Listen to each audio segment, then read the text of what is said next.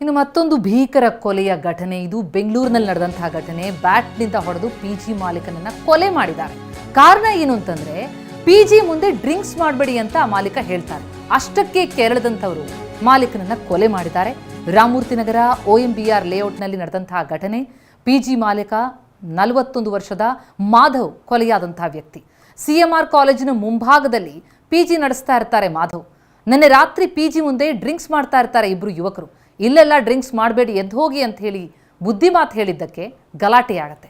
ಆ ಗಲಾಟೆ ವೇಳೆ ಮಾಧವ್ರಿಗೆ ಹೊಡೆದಿದ್ದಾರೆ ಇಬ್ರು ಕೂಡ ಯುವಕರು. ಪಿಜಿ ಒಳಗೆ ಹೋಗಿ ಬ್ಯಾಟ್ ತಂದು ಹಲ್ಲೆ ಮಾಡ್ತಾರೆ. ಬ್ಯಾಟ್ನಿಂದ ಹಲ್ಲೆ ಮಾಡಿದ್ರಿಂದ ಅವರು ಮೃತಪಟ್ಟಿದ್ದಾರೆ.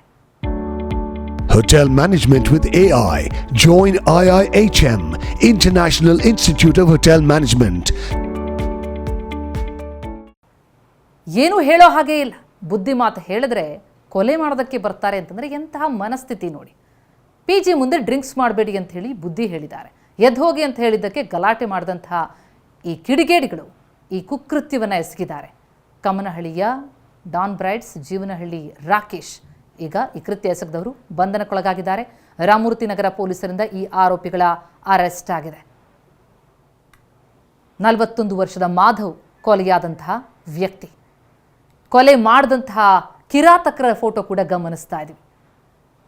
ಬೆಂಗಳೂರಿನ OMBR ಲೇಔಟ್ ಬಳಿಯಲ್ಲಿರುವಂತಹ CMR ಕಾಲೇಜಿನ ಎದುರುಗಡೆ ಇದ್ದಂತಹ ಪಿಜಿಯನ್ನು ನಡೆಸ್ತಾ ಇದ್ದಂತಹ ಮಾಲೀಕ ಪಿಜಿ ಮುಂದೆಲ್ಲ ಡ್ರಿಂಕ್ಸ್ ಮಾಡಬೇಡಿ, ಎದ್ದು ಹೋಗಿ ಎಂದಿದ್ದಕ್ಕೆ ಬ್ಯಾಟ್ನಿಂದ ಹೊಡೆದು ಕೊಂದಿದ್ದಾರೆ.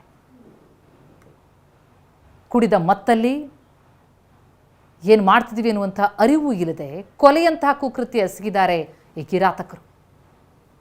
ಇಬ್ಬರು ಈಗ ಪೊಲೀಸರ ಅತಿಥಿಯಾಗಿದ್ದಾರೆ. ಆದರೆ ಹೋದ ಜೀವ ವಾಪಸ್ ಬರುತ್ತಾ? ನಶೆಯಲ್ಲಿ ಕುಡಿಬೇಡಿ ಅಂದಿದ್ದಕ್ಕೆ ಕೊಲೆ ಮಾಡೋ ಹಂತಕ್ಕೆ ಹೋಗ್ತಾರೆ ಅಂತಂದರೆ ಇವ್ರಿಗೆ ಪೊಲೀಸರ ಭಯ ಇಲ್ವಾ? ಕಾನೂನಿನ ಭಯ ಇಲ್ವಾ? ತಾವು ಏನು ಮಾಡ್ತಾ ಇದ್ದೀವಿ ಅನ್ನೋದರ ಅರಿವಿಲ್ವಾ? ಅಚ್ಚರಿಗೆ ಆಗುತ್ತೆ. ಒಂದೊಂದು ಘಟನೆ ಕೂಡ ಬೆಚ್ಚ ಬೀಳಿಸೋ ಹಾಗಿದೆ. ನಿನ್ನೆ ರಾತ್ರಿ ನಡೆದಂತಹ ಘಟನೆ ಇದು.